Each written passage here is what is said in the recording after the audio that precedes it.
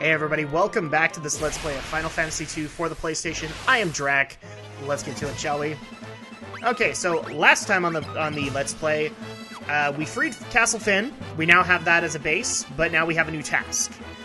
Hilda and Gordon would like us to go and seek the Ultima Scroll, which the King of Finn, had sent Mindu to do, and we have not heard anything from him. So now it's our job to go to Mysidia, see if we can track down Mindu, and at the same time get the Ultima Scroll, because we need it in the war effort. But before we can unlock the Ultima Scroll, we actually need 2 masks that will unlock the Mysidian Tower that holds the scroll. One is a white mask, one is a black mask. Again, I feel the sudden urge to quote the Michael Jackson song, because apparently Squaresoft at the time did not know that it don't matter if you're black or white. That was a bad joke. I apologize. Had to be said, though. So, right now we are in the basement of Castle Finn, because apparently they were one of the guardians of these masks. And we're going to go and get the mask from Finn so that we can move forward in our journey. Because that's not confusing, right? No, not at all. Holy moly, that was a lot of damage.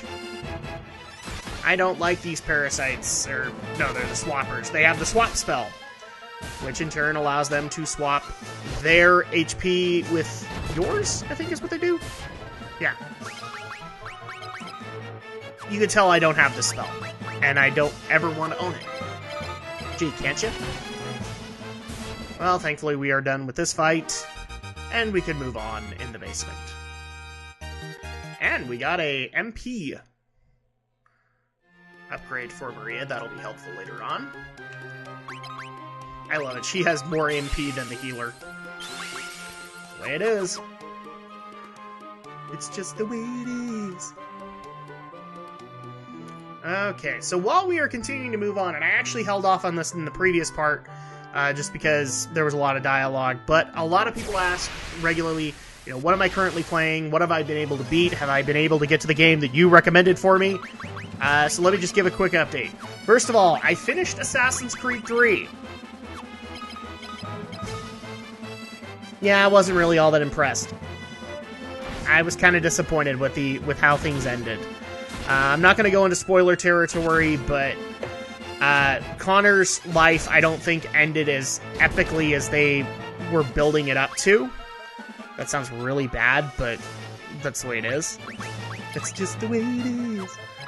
Sorry, guys. I've been getting into a real kick of watching Hey Ash, What You Playing, and I just watched the Elite Beat...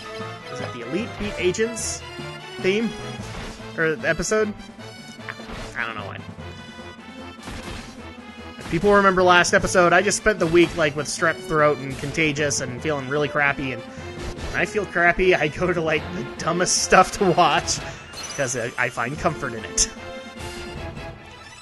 There you go, your window into the life of Drak. But yeah, so I finished Assassin's Creed 3, and I don't think it ended as epic as it could have. Oh, looky there, Gus is dead. And it's nothing against Assassin's Creed 3. I think it was a very good, polished game. It improved on the engine that it had worked on for so long. I just don't think the ending was befitting. And without spoiling, I'm trying to think of ways that I can explain it. First of all, I don't think Connor's end was all that great. I do know that 4 actually ties into the Kenway line in some way, but it doesn't have Connor in it, to my knowledge. So I'm a little... not disappointed, but I really liked Connor as a character in the beginning, and and it just kind of slowly went downhill from there. I started hating him, or not hating him, but feeling like he was very underdeveloped. Almost as if they kind of rushed this out the door, because Ubisoft made that promise to have an Assassin's Creed game every year. And so that was disappointing to me. Also, and I'll probably get a little bit of hatred for this, but I don't even think Ubisoft knows what they're doing with Desmond anymore. You know, the main character, Desmond Miles, he got a lot of focus in this game, and it was pretty cool to see that happen, especially when we had Desmond's father into the mix now. But I don't think, in all honesty, they know what to do with Desmond's story anymore. Because the way things ended for Desmond just makes me kind of not want another Desmond turn on this. Especially, well, no, I'm not going to spoil that. But, yeah, it's just, I don't think they knew what they were doing with Desmond during the end of 3. And it makes me worried for the next games that they don't know what they're going to do with him or with the featured assassin in those games either. But I have heard 4 is better. Significantly better, so we'll have to see what I think. But yeah, I finished that, and I actually went into starting the final game thus far in the God of War series. I just barely started Ascension. And I have no idea what's going on. I just barely did a prison level, and I'm still trying to peg, where in the timeline this is, because obviously 3... and I'm not going to worry about spoilers for that one, because if you haven't played it by now, you probably aren't. In God of War 3, Kratos is dead. Kratos dies, and it doesn't look like they're going to bring him back. Yeah, I know the little spoiler Easter egg at the end. I still think it's him dead. But Ascension, I'm guessing, takes place before the first God of War, where Kratos is wanting to be free of his oath from Ares, and so this is what happens. 2 and 3 were so Zeus focused that I'm saying Zeus. He's wanting to be free of his oath from Ares, and because he wants to do that, he has now incurred the wrath of the Furies. And I know a little bit of Greek mythology here and there, boys and girls, but the Furies I don't remember. And I also don't remember them talking about the primordials in Greek mythology. So, if somebody knows, like, a Wikipedia article to go look into, I would love to see that. But, I'm totally lost in that game. And I know a lot of people might be asking, so are you going to try the multiplayer aspect of it? Welcome! You must be new here! I don't do multiplayer. Multiplayer kind of frustrates me, especially since all the horror stories you hear online of Call of Duty and all that. I'm never interested in doing multiplayer. I'm mainly interested in games for the story, and that's why I play them. So, like, I've come across Brotherhood, I've come across Revelations 3, I think, had multiplayer. Adam's not interested. Assassin's Creed Brotherhood is what I meant. So yeah, I finished Assassin's Creed 3, I barely started God of War Ascension, and then just for the heck of it, just to kind of step outside the norm of what I've been doing the last year or so with trying to catch up, I decided to dig out a recent game. And I'm talking like in the last year. And so, for the heck of it, me and my wife were looking for something to do over spring break because we wanted to spend some quality time together. And it just so happened I had a copy of Tomb Raider, the remake, that I was like, I really want to get into this game because everybody tells me it's the greatest thing. But it's so far down on my list right now that I don't know when I'm going to get to it. So for the heck of it, we decided, let's just pick it up. Let's try it out. Holy crap. That is a good game right there. Just to give a little bit of history here, I never played the original Tomb Raider games on PlayStation. Never did. I knew friends who did, and cut off, in various points in the story. Like, one cut off at the first game, another one cut off at the third. Never played anything past the PlayStation. But I never played them. I saw the movies, I'll point that out, and I've got problems with those. But I picked up the remake from Square Enix and Crystal Dynamics. And holy crap! I was not a Tomb Raider fan. In fact, I laughed at male Tomb Raider fans endlessly. I am now a Tomb Raider fan, but only of this particular universe. And I love this game, because it's basically redeveloping the idea of Lara Croft into this game where it's like an origin story. This is supposed to be showing how Lara became the ultimate how best to say this. The ultimate bad A of Tomb Raiders kind of thing. And I love the whole survival aspect of it. I will say this, though. One of my biggest complaints is, man, the majority of the game, you really feel bad for Laura. Laura is just... I'm not saying she's picked on or whatever, but you get the gravity... And this is... Okay, I said it was a bad thing. It's not really. You get the gravity of the situation she's in. You know, and for those who don't know, I'll give you a little bit of vagueness here. She is basically on a deserted island with the crew of the ship she was on. But also there are other inhabitants, and they are a little cuckoo. And so it's the best way to describe it is that it's the epitome of a survival game. Not survival horror, survival. And it's really good. It plays a lot like the Uncharted games, which I love. And the story is compelling enough that, like, you literally lose track of time when you pick it up.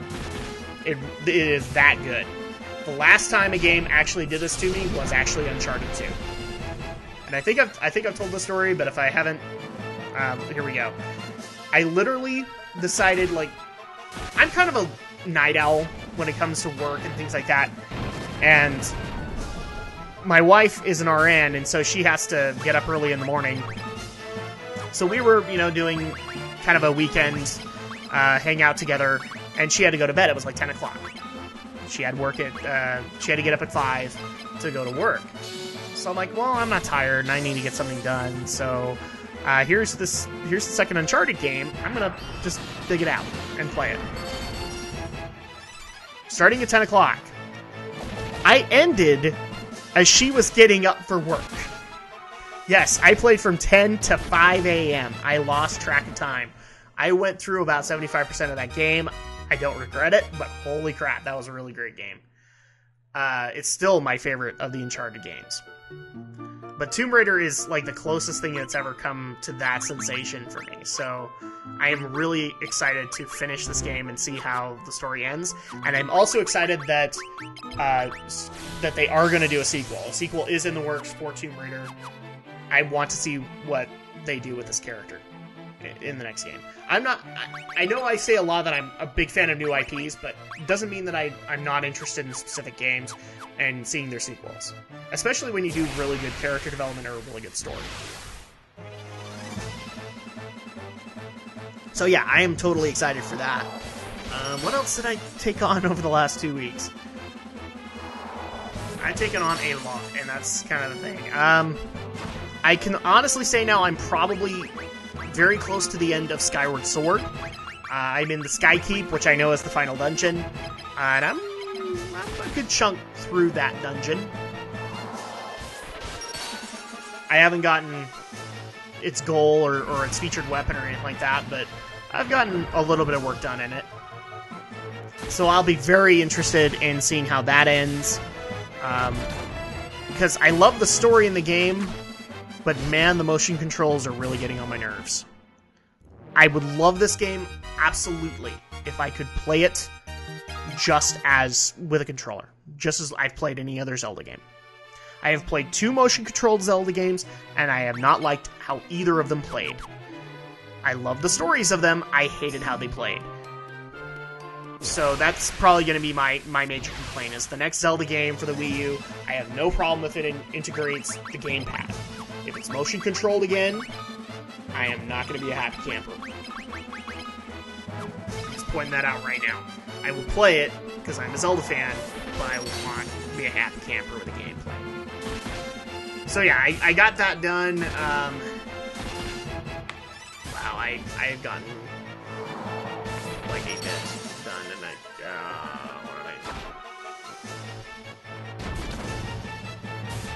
I think that's pretty much like the featured ones that I was talking.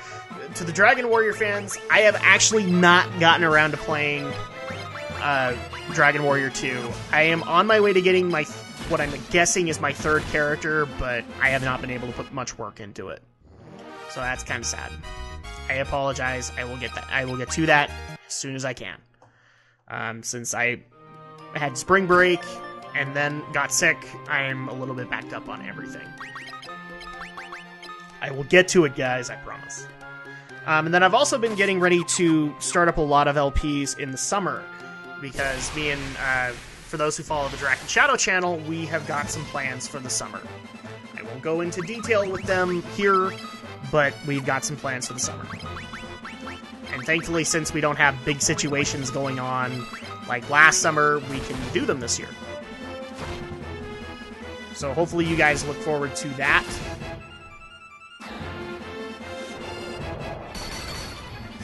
And I'm trying to think. I don't think I've. For those who might be interested, I think I've talked about it here and there.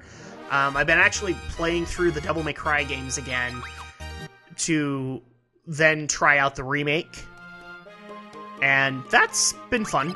I just barely finished Devil May Cry 4, and I do like that game. I would say that of the series thus far, my favorites are 3 and 4. But I'm now worried, because now I have to go tackle the remake that, I can't remember who did it, but I now get to tackle that. And I've seen good reviews and I've seen bad reviews, mostly bad reviews. So hopefully it's not as bad as people are painting it out to be, and I enjoy it, but we'll find out when I get around to it. I'm actually going to take a break from the Devil May Cry games and go back into... I've been having a really bad hankering for Batman. I want to go play Arkham City. So hopefully in this week or the next week, I will be starting up Batman Arkham City. And I know there are a lot of people that are like, welcome to the club! You could have been here! Yeah, I could have. You're right.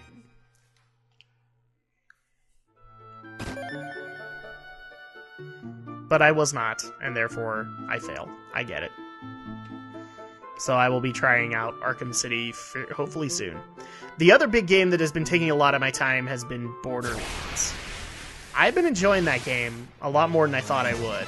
I was really apprehensive about it at first because it was a shooter, but with Diablo-esque mechanics. And since I played through the Diablo 3, I like that playstyle. And Borderlands has been kind of fun. Just, you know, I haven't been really following the story all that well, but at least the gameplay and some of the quirky quests and achievements have kept me going. It is really fun in that game to level up and just see, boom! Oh, look, I get to spend another talent. So I've been having a lot of fun with that game. For those who might be asking, what character did you pick for your first time? I have played tanks in MMOs, so I went with Brick.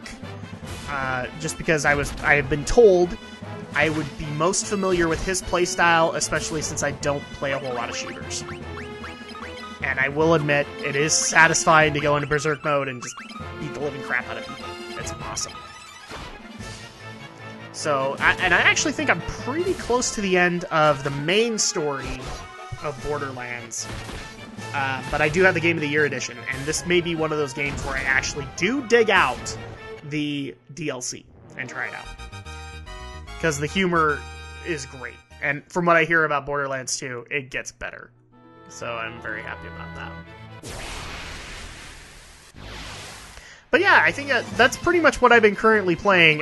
If I miss anything, I'll let people know. But yeah, plus, you'd think in this LP I'd be paying more attention to what I'm doing, and not really. I've actually been having a lot of fun just going over what I thought of Assassin's Creed and God of War and all the other games I've covered.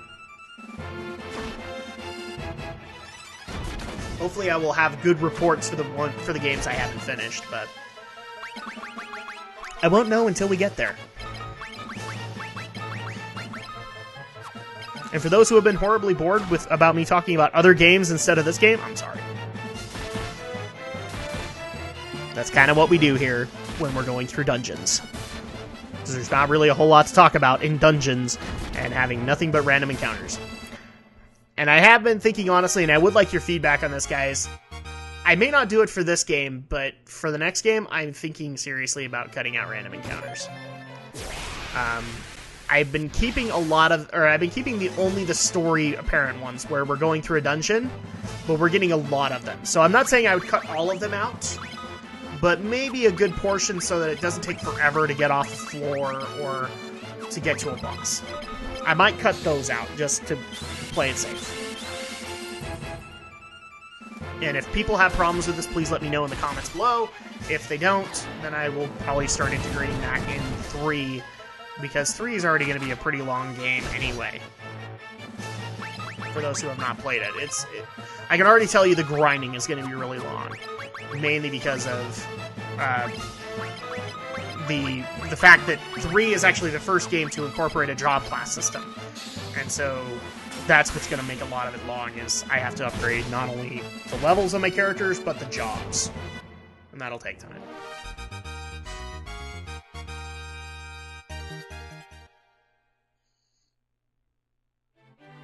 Oh, and I do have some good news for some people. I've been getting some questions as to whether or not I would actually, I've been doing Final Fantasy, and I'll get into that in a second.